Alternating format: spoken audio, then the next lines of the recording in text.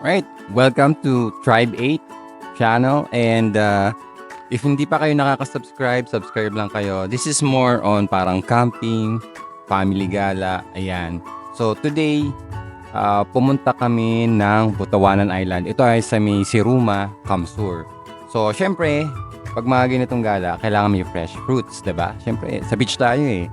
Masarap yung kumakain ka ng mga matatamis na fruits pag nadong ka sa beach. So ito, bumili kami ng saging, mangga, pakwan. Yan, nadadalhin namin doon sa Siruma. Okay.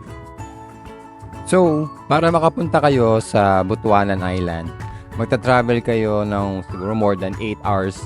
In our case, from Calauan, Laguna, nag-travel kami 13 hours. Pero kung dire-diretso naman, mga 9 hours lang. Kasi marami kaming stopover. Siyempre, nakakapagod ang biyahe. Iihi pa, kakain, gano'n. So, ang ipipin nyo sa Google Maps nyo is Homestead Seaport. So, naandyan yung pinaka-port papunta dun sa Butuanan Island. Hey guys, oras na 10:54. Lalakad na kami. Papunta ng Butuanan Island, Kamsur. See you there.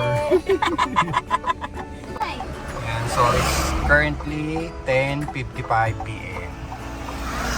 Madaming kids, Bana. There's so many kids out there. Minaminantay pa tayo isa. Layo. 10 hours ang biyahe. San Pablo City. Stoplight. Ayan, hindi ko alam kung saan ito. Ayan, may ginagawang kalsada pa.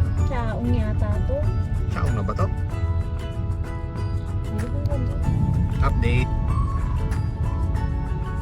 Ano oras na? 11:47. Kaya tayo sa Candelaria. Okay, and then first stop, Applejain Eatery. Dito yan sa may Pagbilao. So that's 12:43 a.m. And ihi, tapos kain konti, kape-kape. Alright, so mga busog na, nakaihi na. Eto na, 1:45 a.m. Andito kami sa Bitukang Manok. So, yeah, madilim siya pero dun sa mga sharp curves na mga pataas, may mga ano dyan, yung mga volunteer na nagbabantay, nagpa-flashlight. Yan, safe naman siya bumiyahe, kaso lang medyo ingat kayo, syempre gabi. Tapos may mga van na talagang akala mo mga lumilipad. So kahit kurbada, mga umu-overtake, gano'n. So yun, relax lang, chill lang sa pagdadrive.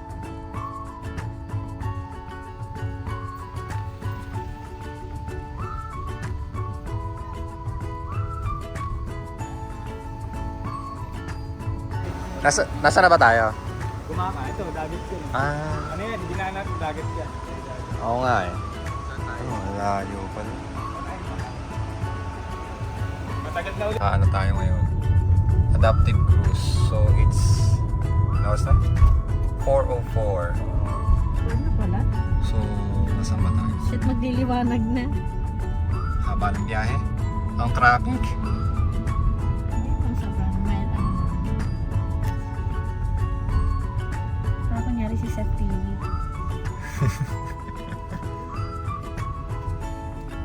Bakit pa tayo sa... Kaya may ginagawa pa. Ano yung kalawag to? Ano daw? Hindi ko nga nakita masyado yung mapa. Pero ito papunta tayo na ano ba to? Kalawag.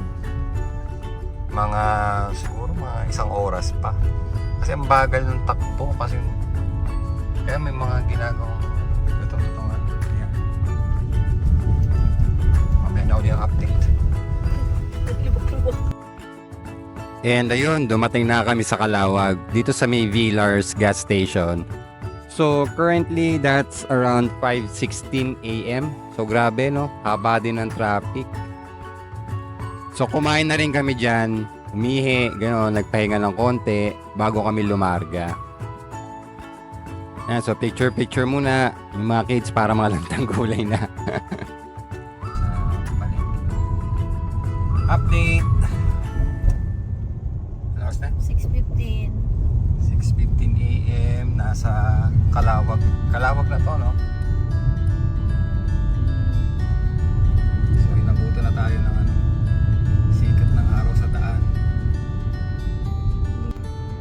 check. 8:16. 8 ng umaga na. Nasaan na tayo? Naga. Nandiyan na to. Naga. Yung Bigs. Ito pala yung base. Pero yun, alam ko meron San Pablo niyan. Wala. Wala. Nakakita ko sa Ay, nakakapagod. Pa ng biyahe. Ayun, so larga na ulit tayo. Nakakapagod talaga pag wala kang kapalitan. So ito yan, nag-stop over muna kami sa Calabanga Baywatch. So masarap ang kinalas dyan. Pahinga muna. Ay, konti na lang, lapit na.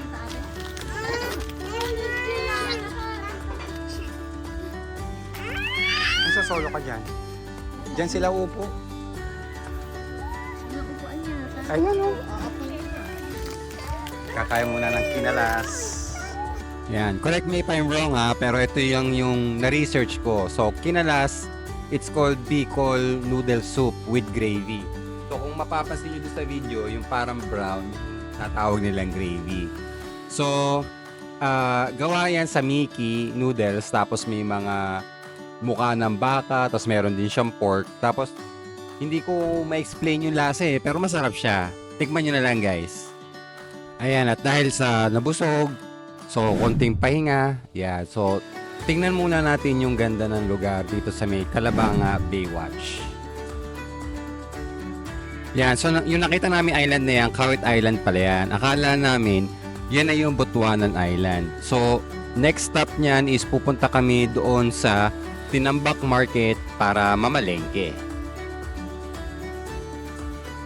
Hindi na kami nakapag-video dun sa may Tinambak Market kasi mapagod na, tapos nagmamadali. Gusto na namin makapunta agad dun sa resort. So ito, medyo lumagpas pa kami kasi wala dyan signal guys.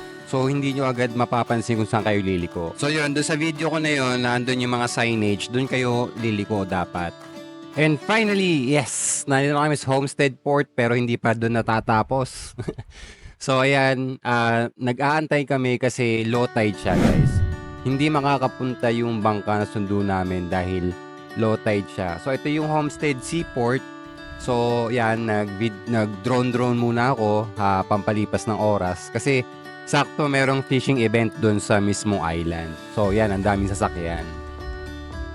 And meron nga rin palang isang resort dyan, yung Jonor. So next time siguro, pag kung makakabalik kami, may feature naman yung resort na yon kasi maganda din daw doon. Petsa na, uulan na. Wala pa yung bangka natin.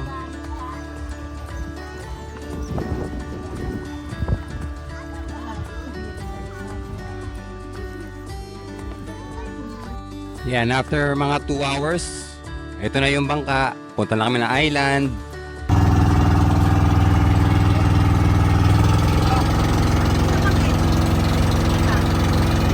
Yan, so dumating kami 6:20 na ng gabi guys. Dun sa mismong island resort. So ayan, pandalas na ng setup ng tent. So hindi na natin nakapag-video na maayos.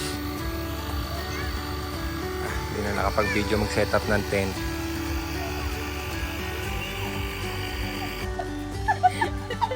Tagal namin nakasakay ng bangka. Kaya nangamoy na. Pero hindi naman, kaya pa naman siya. Normal naman na amoy niya. Yun nga lang kailangan Mga vlogger, di ba? Bakit pa hindi makain? Yung tagal mo ka. Ito ang pwede sa ano. May boss, sino po? Tagal na yan.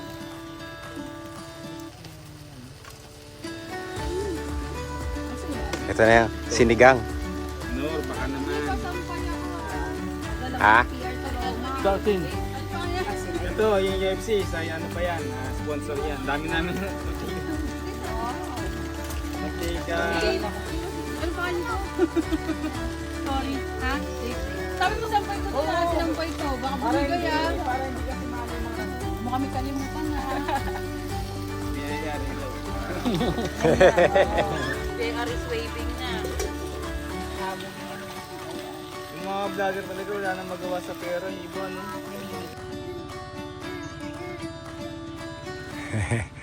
Denden. Enjoy na enjoy si Denden eh.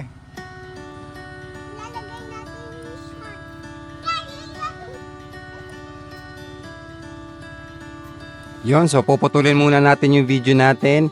Stay tuned for the part 2 of the video.